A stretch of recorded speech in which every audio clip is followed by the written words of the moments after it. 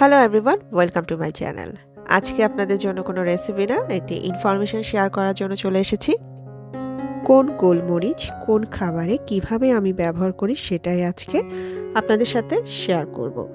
আমার জানা মতে 5 ধরনের গোলমরিচ আছে, এর চেয়েও বেশিও থাকতে পারে। আপনারা যদি কেউ জানেন অবশ্যই কমেন্ট বক্সে লিখে জানাতে পারেন। তো চলুন প্রথমেই জেনে নিই কালো গোলমরিচ বা ব্ল্যাক পেপার কোন কোন খাবারে আমরা ব্যবহার করে থাকি।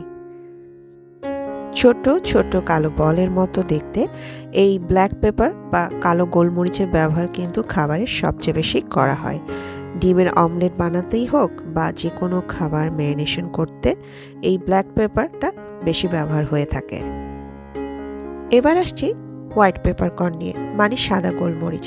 এটাও দেখতে ছোট ছোট সাদা বলের মতো হয়ে থাকে, আর এটা কিন্তু গ্রাইন্ড করেই ব্যবহার করতে হয়। যে কোনো শাহি খাবার যেমন আখনি, কাবাব বা কাচ্চি বিরিয়ানিতে এটা ব্যবহার করা হয়। তাছাড়া ফ্রাইড রাইস বা যে কোনো স্টার ফ্রাইও এটা ব্যবহার করা হয়। এরপর আসছি মিক্স পেপারকর্ন নিয়ে। এই মিক্স পেপারকর্নটি আপনি অনলাইন বা যে কোনো সুপার শপে খুব সহজে কিনতে পাবেন। এখানে 4 ধরনের পেপারকর্ন ব্যবহার করা হয়ে থাকে: ব্ল্যাক, হোয়াইট, রেড আর গ্রিন। মিট জাতীয় খাবার ম্যারিনেশনের ক্ষেত্রে আমি এই পেপারকর্নগুলো মাঝে মাঝে ব্যবহার করে থাকি। হাতে নিয়ে আপনাদেরকে একটু রেড আর গ্রিন পেপারকর্নটা দেখানোর চেষ্টা করছি। চিকেন ফ্রাইয়ের মতো যে কোনো খাবার আর ল্যাম রোস্টের মতো খাবারগুলোতে এই মিক্স পেপারটা আমি ব্যবহার করে থাকি।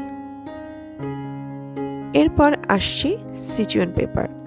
সিচুয়ান পেপারের ব্যবহারটা হচ্ছে থাই বা চাইনিজ জাতীয় খাবারগুলোতে বেশি হয়ে থাকে। এটা খুবই ঝাঁঝালো একটি ফ্লেভার, তাই খুব বেশি না দেওয়াই ভালো। আর এটা ব্যবহার ক্ষেত্রে আপনি একটু গ্রাইন্ড করে নিতে পারেন বা গোটাও দিতে পারেন, তবে আমি গ্রাইন্ড করে দেওয়াটাই পছন্দ করি।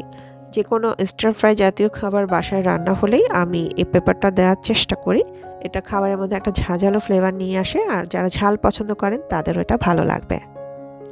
আরও এক ধরনের পেপারকর্ন আছে যেটাকে পিঙ্ক পেপারকর্ন বলা হয়। এটার ব্যবহার খুব একটা বেশি না থাকলেও খাবারে গার্নিশ করার ক্ষেত্রে এই পেপারকর্নটা ব্যবহার করা হয়। পেপারকর্ন বা গোলমরিচ কোন খাবারে আমি কিভাবে ব্যবহার করি সেটাই জাস্ট শেয়ার করলাম আজকে আপনাদের সাথে।